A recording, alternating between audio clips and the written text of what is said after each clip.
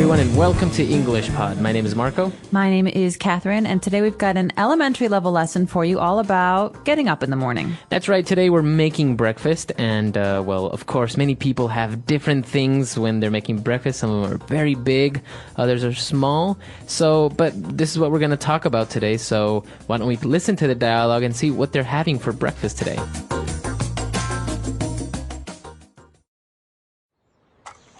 Smells good. What's for breakfast? Well, since we're getting up so late, I decided to make a big breakfast. Nice. Brunch. Kind of. So I made scrambled and soft-boiled eggs, some French toast, and buttermilk pancakes. Wow, you really went all out. Did you make any coffee? Yeah, just the way you like it.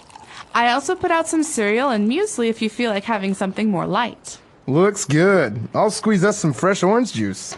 Get the jam and butter while you are in there. Oh, and don't forget the syrup. Alrighty. All right, we're back. So a lot of interesting things. A huge breakfast. Way too big for me. I don't like to eat a big breakfast because I feel like makes me tired and then I don't have any energy. Especially if you just get up, right? Exactly. You need to shower and maybe have some fruit and then go to work. But we can talk about that at the end. There were a lot of interesting words and phrases that we heard that we would benefit from taking a closer look at. Language takeaway. All right, so on Language Takeaway today, we're going to take a look at our first word, and it's an interesting word. It's kind of a mix of two things, brunch. That's right. So this word comes from two different words, breakfast, breakfast, and lunch. That's right. Nch. So brunch. So if you have brunch, what is exactly brunch? Well, there's two ways to look at brunch. One is the time element. Okay. Usually brunch is later than breakfast, but maybe a little earlier than lunch. So 11 o'clock or maybe even noon.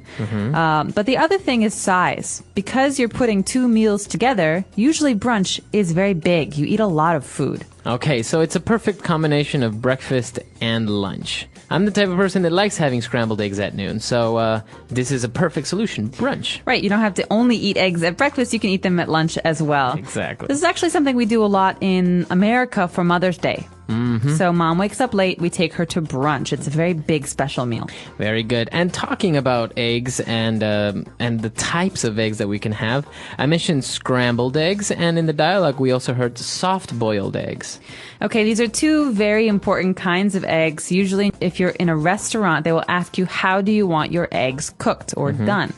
And my answer is always scrambled. Scrambled. This means someone mixes the eggs before they are cooked, and then when they cook, they are hard. They're yellow. Okay. There's no white. It's just yellow, and it's a little hard mixture. But soft-boiled eggs are very, very different. That's right. Soft-boiled eggs, you actually don't break the egg or open the egg to cook it like in scrambled eggs. You actually put the entire egg in boiling water. I think it's for 2 minutes, and then you take it out, and then you open the shell, and the eggs are kind of cooked. It's kind of hard in some parts, but it's also kind of liquidy in other parts. That's right. So the outside, the white part is hard, but the yellow part, the yolk, is liquid. It's not hard. That's right. And actually, if you want the whole egg to be hard, you can ask for hard-boiled eggs. That's right. Those are cooked for much longer. That's right. Okay. So we have scrambled eggs, soft-boiled eggs, we have French toast, and we have buttermilk pancakes. Okay, so you can ask for just pancakes. But if you want to be specific, you want to give instructions about what kind of pancakes, you can ask for buttermilk pancakes. And what exactly is buttermilk? Buttermilk is a very, very creamy, eggy milk that's very, very high in fat. That makes everything taste better, I think. This is used a lot in baking, not really in other kinds of foods. So you can have buttermilk muffins or buttermilk biscuits, but usually you have buttermilk pancakes. And so these are very rich, very fatty pancakes. Awesome. Yeah, they taste delicious. All right, so now if we want to eat a little bit more healthy, we do have some cereal and some muesli. Muesli is a funny word. It's not a sound we make very often in English. Muesli. Yeah. I think it actually comes from German. It does look German. Because actually the spelling is M-U-E, so you would kind of want to say muesli or something. Yeah, no, we say muesli, and it's basically a mixture of granola or different kinds of fiber grains. Yeah, so just think of having like raisins and maybe some almonds, granola, all mixed up, and you have this nice thing that goes well with yogurt, muesli. It's very, very tasty and also very good for you. Okay. And now, well, actually going back to pancakes, no pancake is possible to eat unless you put syrup on it, right? Well, some people might disagree. I know a lot of people who eat pancakes with honey or with butter. True. But the best, I think, is with syrup.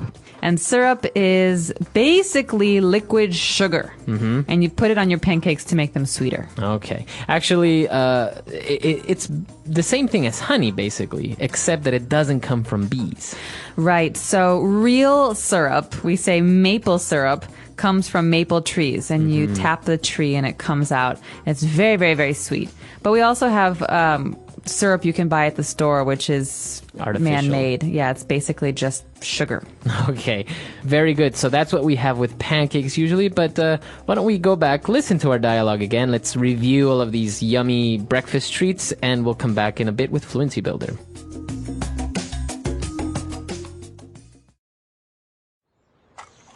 Smells good. What's for breakfast? Well, since we're getting up so late, I decided to make a big breakfast. Nice. Brunch. Kind of. So I made scrambled and soft-boiled eggs, some French toast, and buttermilk pancakes. Wow, you really went all out. Did you make any coffee? Yeah, just the way you like it. I also put out some cereal and muesli if you feel like having something more light. Looks good. I'll squeeze us some fresh orange juice. Get the jam and butter while you are in there. Oh, and don't forget the syrup. Alrighty. All right, so now on Fluency Builder, why don't we take a look at a couple of phrases. Fluency Builder. When the guy was kind of surprised, he said, wow, you really went all out. Okay, so this comes from the phrase to go all out. So he went all out, or I'm going to go all out. And this means to give something your best, to do more than is expected. That's right. So if you go all out when you're making breakfast, it means you cooked a lot or really good and you spend a lot of time doing it. Or for example, if it's someone's birthday and I know it's their birthday, I go all out by buying gifts and a cake and lots of decorations and calling all of their friends and having a party. So this is doing everything for them. That's right. Okay. And he was really surprised and he really seemed to enjoy breakfast and he said, looks good. Okay, this is a way to say good job or nicely done. It's almost a way to say I'm happy about this. Or yeah, and obviously you can also say that the food looks delicious, so it looks good. It looks good. So it's a way to say, well done. Looks good, or in this case, looks very tasty. That's right. Okay. And now this is an interesting part. He says, I'll squeeze us some fresh orange juice. So let's take a look at this verb squeeze. To squeeze. This is something you usually do with your hand when you tighten something. So, for example, your toothpaste. Yes, you squeeze your toothpaste so the toothpaste will come out. So in this case, we are squeezing the orange juice to extract the juice. That's right. So you hold the orange very tight, you make the juice come out, and then you have fresh squeezed orange juice. Now, this is different from orange juice you buy in a store. Okay, so you can say, I'll squeeze us some fresh orange juice. That means you're going to make fresh orange juice. And this fresh orange juice that you make is called fresh squeezed orange juice. Fresh squeezed. You've probably seen this in the store, like some bottles, they say 100% fresh squeezed orange juice or something. Yeah, it's good for advertising. All right, so very good. A lot of great, interesting phrases there. Why don't we listen to our dialogue one last time?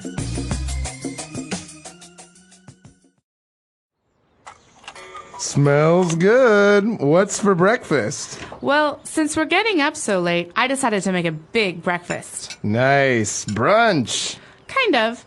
So I made scrambled and soft-boiled eggs, some French toast, and buttermilk pancakes. Wow, you really went all out. Did you make any coffee?